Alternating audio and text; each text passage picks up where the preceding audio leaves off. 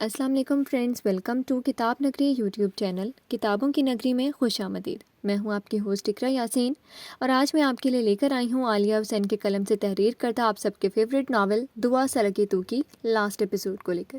اس episode کو start کرنے سے پہلے جلدی سے کر لیجیے چینل کو سبسکرائب، ویڈیو کو لائک اور کلک کر لیجیے بیل آئیکن کو۔ اب انتظار کروائے بنا سٹارٹ کرتے ہیں آج کی ایپیسوڈ۔ وہ کچھ دیر بعد چینج کر کے واش روم سے نکلی تو ارشمان بھی چینج کر چکا تھا۔ وہ سمجھ گئی تھی اسے الجھن ہو رہی ہوگی شلوار قمیض میں۔ عرش، آپ کو ایسے کپڑے پسند نہیں کیا؟ وہ اس کے قریب آتی پوچھنے لگی۔ نہیں، مجھے الجھن ہوتی ہے، پتہ نہیں کیسے ادا اور یوسف پہن لیتے ہیں ایسے کپڑے۔ یوسف تو آفس میں میٹنگز میں بھی ایسے ہی کپڑے اور بھاری شال لیے ہوتا ہے، مجھے تو دیکھ کر ہی پتہ نہیں کیا ہوتا ہے۔ اتنے اچھے تو لگتے ہیں اسپند ادا اور یوسف ادا، طوبیٰ نے برا مان کر کہا۔ یہ کب کہا میں نے کہ اچھے نہیں لگتے؟ وہ اور تم نے مجھ پر دھیان دیا کہ میں اچھا لگ رہا ہوں یا نہیں؟ اس کی کمر میں ہاتھ ڈال کر ارشمان نے اسے اپنی طرف کھینچا۔ اچانک افتاد پر وہ گھبرا گئی۔ نہیں مطلب ہاں، اچھے لگتے ہیں آپ ہمیشہ ہی۔ اس نے گھبرا کر اپنے اور اس کے بیچ فاصلہ بنانا چاہا۔ آج کوئی فاصلہ نہیں رہے گا جانے عرش، تو یہ دور ہونے کی کوشش مت کرو۔ دوسرا ہاتھ بھی اس کی کمر میں ڈال کر وہ اس کی گردن پر جھکا۔ اس کے ہونٹوں کو اپنے کندھے پر محسوس کر کے اس نے سختی سے ارشمان کے کندھوں کی شرٹ کو مٹھی میں پکڑا۔ ارشمان نے ہاتھ میں پکڑا ایک پینڈنٹ اس کے گلے میں پہنا دیا۔ تمہاری منہ دکھائی، آج مجھے تم سے عشق ہوا ہے طوبیٰ، تم بہت خوبصورت لگ رہی تھی، سیدھا اس دل پر لگی ہو۔ اس کے گلے پر ہونٹ رکھے وہ اس سے گویا ہوا۔ عرش، اس نے آنکھیں سختی سے میچ کر مزاحمت کے لیے پکارا۔ اس کے بے لگام ہوتے جذبات پر اس نے بند باندھنا چاہا تھا، پر وہ مدہوش ہو چکا تھا۔ نرمی سے اس کے ہونٹوں کو اپنی گرفت میں لے کر وہ اسے باہوں میں اٹھائے بیڈ تک لایا۔ اسے بیڈ پر لٹا کر اس کے ہونٹوں کو آزادی دیتا وہ اس کی گردن میں منہ چھپا گیا۔ اس کی گرم سانسوں کی تپش سے طوبیٰ کو اپنی گردن جھلستی محسوس ہوئی تھی۔ اس کے کندھے پر دباؤ ڈال کر اس نے ارشمان کو پیچھے کرنا چاہا، پر ارشمان نے اسے وارن نظروں سے دیکھ کر اس کے ہاتھوں کی انگلیاں اپنے ہاتھوں میں الجھا کر تکیے سے لگا دیں۔ آج ہماری رات ہے طوبیٰ، تو کوئی مزاحمت نہیں آج، میں تمہیں خود میں سمیٹنا چاہتا ہوں، اپنا لمس تمہارے وجود پر چھوڑنا چاہتا ہوں، تاکہ تمہیں میری دیوانگی، میری محبت معلوم ہو جائے۔ آج تمہیں میرا پاگل پن جھیلنا ہوگا، میرا بننا ہوگا تمہیں، اور آج میں تمہارے منہ سے اپنی محبت کا اظہار سننا چاہتا ہوں۔ اس کے کان پر جھکے وہ اس کے کان کی لو کو ہونٹوں سے چھوتا اس کی گردن پر جھکا۔ اس کے بعد دم سادھے وہ سن رہی تھی، جبکہ اس کے لمس پر طوبیٰ کو اپنی جان نکلتی محسوس ہوئی تھی۔ اس کے ہونٹوں کو دوبارہ اپنی گرفت میں لیتا وہ اس کی کمر کو اپنی انگلیوں سے سہلا رہا تھا۔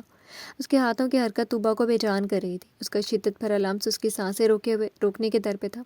عرش، مجھے بھی تم سے محبت ہے، اور بے حد ہے، پتہ نہیں کب سے، پر ہاں تم اچھے لگتے تھے مجھے ہمیشہ سے۔ وہ اسے خود سے الگ کر کے اظہار محبت کر رہی تھی۔ اس کے اقرار پر ارشمان سرشار ہوا تھا۔ ہمیشہ ایسے ہی کرتی رہنا مجھ سے محبت۔ وہ اس کی پیشانی کو اپنے ہونٹوں سے چھوتا بولا۔ اس نے شرما کر اپنا چہرہ اس کے سینے میں چھپا دیا، جس نے اسے خود میں آج مکمل سمیٹ لیا تھا، اور ان کی آگے کی زندگی پرسکون گزرنے والی تھی۔ تم تھکے نہیں؟ بیڈ پر لیپ ٹاپ لیے یوسف کو آئینے سے دیکھ کر میرا نے دانت پیس کر پوچھا۔ بس آخری ہے، صبح میٹنگ ہے میری۔ وہ ہنوز کی بورڈ پر اپنی انگلیاں چلا رہا تھا، جبکہ اس کا دوسرا بازو پہلے سے بہت بہتر تھا۔ ٹریٹمنٹ کی وجہ سے وہ اب ہلکی سی حرکت دے سکتا تھا اپنے بازو کو، پر اسے مکمل ٹھیک ہونے میں کچھ ابھی وقت لگنا تھا۔ کیا مطلب، تم صبح آفس جاؤ گے؟ اس کی بات پر وہ جھٹکے سے مڑی۔ یوسف نے لیپ ٹاپ سے سر اٹھا کر اسے دیکھا، جو اس وقت میک اپ اور زیور سے آزاد تھی۔ اس نے معصوم شکل بنا کر ہاں میں سر ہلایا اور واپس سر جھکا لیا اس کی تیکھی نظروں سے بچنے کے لیے، جبکہ میرا اسے گھورتی اس کے سر پر جا کھڑی ہوئی۔ وہ منتظر سا تیزی سے لیپ ٹاپ پر انگلیاں چلا رہا تھا کہ کب چیخے گی وہ اس پر، لیکن کافی دیر خاموشی کے بعد بھی سکون تھا۔ یوسف نے آخر سر اٹھا کر اسے دیکھا، جو خاموشی سے لیکن خطرناک تیور لیے اسے دیکھ رہی تھی۔ کیا ہوا؟ اس نے ناچار منمنا کر پوچھ لیا، جبکہ اسے معلوم تھا یہ پوچھ کر اس نے جلدی پر تیل کا کام کیا تھا۔ اس کے پوچھنے کی دیر تھی، اس کے سامنے سے لیپ ٹاپ اٹھا کر میرا نے غصے سے وہ صوفے پر پھینکا جو فاصلے پر پڑا تھا۔ یوسف نے سانس روکے اس کی حرکت دیکھی۔ میری پریزنٹیشن۔ اس کی حرکت پر اس کا دل دہل گیا، اس لیے تیزی سے اٹھا تاکہ اپنے لیپ ٹاپ کو اس کے غصے سے بچا سکے۔ چپ کر کے لیٹ جاؤ یوسف، اور سو جاؤ۔ میرا نے سنجیدگی سے اسے بیڈ پر دھکا دیا۔ وہ چت لیٹ گیا۔ میرا، آپ یہ اچھا نہیں کر رہی۔ اس نے معصوم شکل بنا کر شکوہ کیا اور اٹھنے کی کوشش کی۔ مجھے نیند آ رہی ہے، اب میں نہ کمرے کی لائٹ چلتی دیکھوں، نہ تمہاری آواز سنوں، اور نہ تمہیں یہاں سے ہلتا دیکھوں۔ اس کے اٹھنے کی کوشش کو ناکام بنا کر اس نے یوسف کے سینے پر سر رکھ دیا اور آنکھیں موند لیں۔ اب آپ زبردستی کریں گے میرے ساتھ؟ صبح ضروری میٹنگ ہے، میرا جانا لازمی ہے، جبکہ ڈیڈ بھی نہیں جائیں گے۔ اس کا چہرہ اپنے سامنے کرتا وہ اسے سمجھا رہا تھا۔ صبح میٹنگ تھی جو اسے اٹینڈ کرنی تھی، جبکہ صبح ولیمہ ارشمان اور طوبیٰ کا اور ارسفن کا کچھ دن بعد رکھا تھا۔ ولیمہ تھا تو سب مصروف تھے، اور ولی بھی۔ تم مشین نہیں ہو یوسف، تم نے جب سے کام شروع کیا مشین بننے کی کوشش کر رہے ہو، صرف کام کام کام۔ اب کام اتنا ضروری ہو گیا تمہارے لیے کہ تمہیں اس کے علاوہ کچھ دکھتا ہی نہیں۔ مانا کہ اچھی بات ہے کام کرنا، پر اتنا بھی نہیں کہ کام کے علاوہ پھر انسان کو کچھ نظر ہی نہ آئے۔ اس نے سنجیدگی سے کہہ کر اس کے ہاتھ اپنے چہرے سے ہٹائے اور اس سے رخ پھیر لیا۔ وہ واقعی ایسا ہو گیا تھا، بس اسے صرف کام نظر آتا تھا جس پر میرا ہر بار اسے ٹوکتی تھی۔ اس نے پورے آفس کو سنبھال لیا تھا اور ولی بھی آفس کا سارا بوجھ اس کے کندھوں پر ڈال کر خود آزاد ہو گئے تھے، جبکہ وہ میرا کو آفس میں کام کرنے کی اجازت نہیں دے رہا تھا۔ آپ نے ہی مجھے یہ عادت ڈالی اور سکھایا تھا۔ اس نے اس کی کمر میں ہاتھ ڈال کر اس کے پشت کو اپنے سینے سے لگایا اور تھوڑی اس کے کندھے پر رکھی۔ کچھ بھی یوسف، تم صبح آفس نہیں جاؤ گے؟ مینیجر سے کہہ دینا میٹنگ اٹینڈ کر لے۔ وہ اس وقت 2 بج رہے تھے رات کے اور وہ تھکا ہوا تھا، پر صبح جلدی اٹھنا، آفس جانا، پھر واپس آ کر ولیمے پر جانا، ایسے تو اس کی صحت پر اثر ہونا تھا جو وہ نہیں چاہتی تھی، اس لیے اسے صاف صاف منع کر دیا۔ آج بھی سارا کام اس نے ہی کیا تھا۔ میرا دیکھ رہی تھی اس کی مصروفیت، اس کا ادھر سے ادھر پھرنا، ایک بھائی کا فرض نبھانا۔ یوسف نے کچھ کہنا چاہا جب میرا نے اس کے ہونٹوں پر اپنے ہونٹ رکھ دیا۔ وہ خفا سا اسے دیکھتا اپنے قریب کر گیا۔ وہ جانتا تھا اب اس نے کہا تھا کہ وہ نہیں جائے گا تو وہ اسے نہیں جانے دے گی۔ وہ اپنی سوچوں میں گم تھے۔ ان کے برابر میں لیٹی نینا محو خواب تھی، جبکہ نیند ان کی آنکھوں سے روٹھی ہوئی تھی۔ عرصہ کی باتیں، نینا کا یوسف کے ساتھ رویہ، سب ان کے دماغ میں گھوم رہا تھا۔ انہیں احساس ہو رہا تھا آج کہ انہوں نے یوسف کے ساتھ اپنا رویہ کتنا برا تھا ان کا۔ انہوں نے بے حد برا کیا تھا یوسف کے ساتھ۔ انہوں نے تو نینا کو اس کی ماں کے طور پر چنا تھا، پر انہوں نے یوسف کو نہیں اپنایا، تو انہوں نے بھی زبردستی نہیں کی ان کے ساتھ، جبکہ عرصہ کو ایک باپ کا پیار انہوں نے دیا تھا، اسے ہتھیلی کا چھالا بنایا تھا اپنے انہوں نے، اور آج احساس ہو رہا تھا انہیں اپنی اولاد کا، اپنی کوتاہیاں انہیں بے حد درد دے رہی تھیں، اور وہ درد ان کے سینے میں اٹھا تھا۔ تکلیف کے باعث انہوں نے اپنے دل پر ہاتھ رکھ کر اس تکلیف کو کم کرنے کی کوشش کی جو ناکام ہوئی تھی۔ نینا، نینا، انہوں نے دل پر ہاتھ رکھ کر اس تکلیف کو اپنے برداشت سے باہر ہوتا دیکھ کر ان کو آواز دی۔ ولی، کیا ہوا ولی؟ وہ فوراً اٹھ گئی تھی۔ لائٹ جلا کر وہ ان کی سائڈ پر آ گئی۔ وہ دل پر ہاتھ رکھ کے کراہ رہے تھے، چہرے پر تکلیف کے آثار نمایاں تھے۔ ولی، اٹھیں، کیا ہوا ہے ولی؟ ان کے ہاتھ پاؤں پھول گئے ان کی حالت دیکھ کر۔ وہ کچھ کہہ رہے تھے، نینا سمجھ نہیں پائی۔ وہ باہر کی طرف بھاگی اور میرا اور یوسف کے کمرے کا دھڑا دھڑ دروازہ بجایا۔ وہ لوگ ابھی ہی سوئے تھے، اچانک اس افتاد پر دونوں ہڑبڑا کر نیند سے جاگے۔ کیا ہوا نینا مما؟ یوسف نے دروازہ کھولا اور سامنے نینا کو کھڑا پا کر نہایت ہی پریشانی کے عالم میں ان سے پوچھا۔ وہ ولی، ان کی طبیعت، ان کے چہرے کی ہوائیاں اڑی ہوئی تھیں۔ ان کی آدھی ادھوری بات سن کر وہ فوراً سے پہلے ان کے کمرے کی طرف بھاگا تھا۔ ولی کو ہارٹ اٹیک ہوا تھا۔ وہ تینوں ہاسپٹل میں موجود تھے 4 گھنٹوں سے۔ نینا مسلسل روئی جا رہی تھی، میرا انہیں سنبھال رہی تھی، جبکہ یوسف ڈاکٹر وغیرہ سب کام دیکھ رہا تھا۔ صبح کے 8 بجے انہیں ہوش آیا تھا۔ ان سب نے سکون کا سانس لیا۔ یوسف نے کسی کو کچھ نہیں بتایا تھا۔ حویلی میں شادی کا ماحول تھا، وہ کسی کو پریشان نہیں کرنا چاہتا تھا۔ ویسے بھی وہ خود تو موجود تھا نا ولی کے پاس، ان کا بیٹا، ان کا سہارا تھا واحد۔ وہ ڈاکٹر سے بات کر کے ان کے روم میں داخل ہوا۔ وہاں نینا اور میرا پہلے سے ہی موجود تھی، ولی بھی ہوش میں تھی۔ اب ڈیڈ بالکل ٹھیک ہے نینا مما، آپ پریشان نہ ہوں، اور میرا کے ساتھ گھر چلی جائیں، تھک گئی ہوں گی، آرام کی ضرورت ہے آپ کو، اس نے نینا سے کہا۔ نہیں یوسف، میں ٹھیک ہوں۔ انہوں نے نفی میں سر ہلایا، جبکہ ولی نے حسرت بھری نظروں سے اسے دیکھا۔ جسے ساری عمر انہوں نے اپنی محبت سے محروم رکھا تھا، آج وہ ان کا سہارا بنا کھڑا تھا۔ بنا شال کے اس کے کپڑوں پر سلوٹی تھی اور اس کی سرخ آنکھیں اس کی تکلیف کی گواہ تھیں۔ ان کے دل سے ایک ہوک اٹھی اور بے ساختہ اپنا ہاتھ انہوں نے دل پر رکھا۔ ڈیڈ آپ ٹھیک ہیں؟ انہیں دل پر ہاتھ رکھے دیکھ کر وہ تیزی سے ان کی طرف بڑھا۔ میں ٹھیک ہوں یوسف، یہ درد بیماری نہیں، میری اپنی غلطیوں کا احساس کا تھا، انہوں نے اپنا ہاتھ دل سے ہٹا کر کہا۔ ڈیڈ کیا ہوا تھا آپ کو؟ کس چیز کی ٹینشن لی تھی آپ نے جو اپنی طبیعت خراب کر لی اتنی؟ وہ ان کے سامنے بیٹھ گیا۔ ڈاکٹر سے یہی معلوم ہوا تھا کہ وہ کسی بات کے اثر میں تھے جس کی ٹینشن انہوں نے حد سے زیادہ لے لی تھی، جس کے باعث ان کی طبیعت بگڑی تھی۔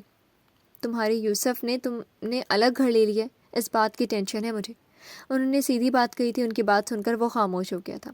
آپ نہیں بھیجے تھے میرا کو طلاق کے پیپرز میری طرف سے میرے علم میں لائے بغیر؟ ڈیڈ آپ نے یہ نہیں سوچا کہ ہو سکتا تھا اس سے اگر میرا سائن کر دیتی تو آپ ایسے اپنا بیٹا کھو دیتے اور کچھ نہیں، کیونکہ میرا کے بنا میں کچھ بھی نہیں، اس لیے میں نے فیصلہ کیا آپ سے میں میرا کے ساتھ الگ گھر میں رہوں گا، کیونکہ آپ لوگ چاہتے ہیں ہمیں الگ کرنا، ہمیں ساتھ نہیں دیکھنا چاہتے آپ لوگ، اور میں مزید اس وجہ سے میرا اور اپنے رشتے میں بدمزگی نہیں چاہتا، اس لیے ہم آپ لوگوں کی نظروں سے دور ہو جانا چاہتے ہیں۔ پر فکر نہ کرے ڈیڈ، میں آفس نہیں چھوڑا۔ اس نے بھی 2 ٹوک بات کہی تھی۔ یوسف مت جاؤ، مانا کہ میں نے بہت غلط کیا، پر مجھے ایک بار معاف کر دو یوسف، میں تمہاری خوشی چاہتا ہوں، مجھے بس معاف کر دو۔ میرا تم بھی، میں نے تم دونوں کو الگ کرنا چاہا، پر اب نہیں، تم لوگ ہی میرا کل اثاثہ ہو، میں ہمیشہ تم دونوں کو ساتھ یوں ہی خوش دیکھنا چاہتا تھا۔ انہوں نے ہاتھ جوڑ دیے تھے۔ یوسف نے فوراً ان کے ہاتھ تھام کر الگ کر دیے۔ ڈیڈ آپ یہ کیا کر رہے ہیں؟ مجھے شرمندہ کر رہے ہیں ہاتھ جوڑ کر، وہ نفی میں سر ہلاتا ان سے بولا۔ میری بات مان لو یوسف، پھر مت جاؤ۔ انہوں نے آس سے اس کی طرف دیکھا جب نینا نے بھی ہاں میں سر ہلایا۔ ہاں یوسف، تم لوگوں کا گھر ہے یہ، تم لوگ مت جاؤ، مجھے بھی معاف کر دو، میرا رویہ بہت برا تھا تم دونوں کے ساتھ، خاص کر یوسف تمہارے ساتھ، مجھے معاف کر دو پلیز۔ یوسف، اس دن جو میں نے کہا سب غلط تھا، میرا فرحان کے ساتھ نہیں گئی تھی، بس میں بھی تم دونوں کو ساتھ خوش نہیں دیکھ سکتی تھی، مجھے معاف کر دو میرا، اب میں بہت کمزور پڑ گئی ہوں، مجھے احساس ہو گیا اپنی غلطیوں کا۔ انہوں نے بھی دونوں کو دیکھ کر اپنے ہاتھ جوڑ دیے۔ ولی نے تو انہیں کچھ بھی نہیں جتایا تھا، کیونکہ ان کو محبت تھی تو انہیں بھی کچھ نہیں جتایا تھا، کیونکہ ان کو محبت تھی ان سے، وہ ان سے ناراض نہیں رہ سکتے تھے۔ پر ناراض ہونے کا یا انہیں سنانے کا کیا فائدہ، جب کہ وہ سمجھ رہے تھے غلطی ساری انہی کی تھی، اپنی۔ جب انہوں نے اس کی پرواہ نہیں کی، خبر گیری نہیں کی، تو دوسروں کو کیا جتاتے؟ پر انہیں اس وقت اطمینان ہوا تھا نینا کی بات سن کر کہ وہ بھی سمجھ گئی تھی اس وقت پر۔ اب انہیں افسوس ہوا تھا نینا نے میرا کے لیے اتنا بڑا جھوٹ بولا تھا۔ انہوں نے منع کر دیا تھا نینا کو، جب انہوں نے کہا تھا کہ یوسف کی شادی عرصہ سے کروا دی جائے، اسے میرا سے الگ کر کے وہ مزید کسی کی خوشی نہیں چھیننا چاہتے تھے، اور عرصہ اور اسفن کی خوشی تھی ایک دوسرے میں، جبکہ ان کے بیٹے کی زندگی تھی میرا میں۔ میرا اور یوسف نے ایک دوسرے کو دیکھا، کتنا آسان تھا نا معافی مانگنا، ساری زندگی کسی کی زندگی برباد کر کے آخر میں احساس ہونے پر معافی مانگ لی۔ کوئی اس سے پوچھے جس نے یہ ساری زندگی جھیلا ہے، برا رویہ، طنز، تلخیاں، نفرتیں، صحیح ہو، کوئی پوچھے اس سے معاف کرنا کتنا مشکل ہے۔ پر ہم انسان ہیں، ہم سے خطائیں ہو جاتی ہیں تو وہ رب معاف کر دیتا ہے، تو انسان کی خطائیں انسان کو معاف کرنی چاہیے۔ میرا اور یوسف دونوں کی نظریں ملی۔ مشکل تھا معاف کرنا ان کے لیے بھی، پرسکون کے لیے اپنی زندگی پرسکون بنانے کے لیے ان لوگوں نے انہیں معاف کر دیا۔ میرا نے جیسے اپنے بھائی کو معاف کیا تھا، خیر اسے پچھتاوا تھا یا نہیں، پر میرا نے معاف کر دیا تھا اسے، ویسے ہی یوسف نے اپنے باپ کو معاف کیا، اپنی ماں کو، اپنی بہن کو، اسی آسرے پر کہ ان کا رب مزید ان کے ساتھ کوئی ناانصافی نہیں کرے گا۔ 8 سال بعد نو روبا نو، وہ ایک ایک قدم اٹھاتا پیچھے ہو رہا تھا، جبکہ وہ خطرناک تیوروں کے ساتھ اس کی طرف بڑھ رہی تھی۔ تم نے بال ماری نا، اب دیکھو میں کیا کرتی ہوں تمہارے ساتھ۔ وہ کہاں باز آنے والی تھی اپنا بدلہ لینے سے؟ وہ سارے بچے اس وقت چھت پر موجود تھے، جبکہ اب رزم آگے کی طرف بھاگ رہا تھا، وہ اس کے پیچھے پیچھے تھی۔ رک جاؤ تم، یہ لو، اسے پکڑ کر اس نے زور کا دھکا دیا۔ آدھا، اس نے آنکھیں خوف سے پھاڑ کر دور بیٹھے اپنے بھائی کو پکارا، جو فوراً روبا کو ہٹا کر اس کی طرف لپکا تھا، پر اس کا ہاتھ اس کے ہاتھ میں نہ آیا اور وہ اتنی اونچائی سے چھت سے نیچے کی جانب گرا۔ اس کی چیخ پر سب حویلی سے بڑے باہر لان میں نکل آئے۔ رزم اپنے بیٹے کو خون میں لت پت دیکھ کر عرصہ کا سانس رک گیا تھا، وہ دیوانہ وار اس کی طرف بڑھی تھی، شاید اس کی آزمائش شروع ہونے والی تھی۔ کچھ انسانوں کو اس کے گناہوں کی سزا زندگی میں ملتی ہے، تو کچھ کو شاید محشر کے دن، پر ملتی دونوں صورت میں سزا ضرور ہے۔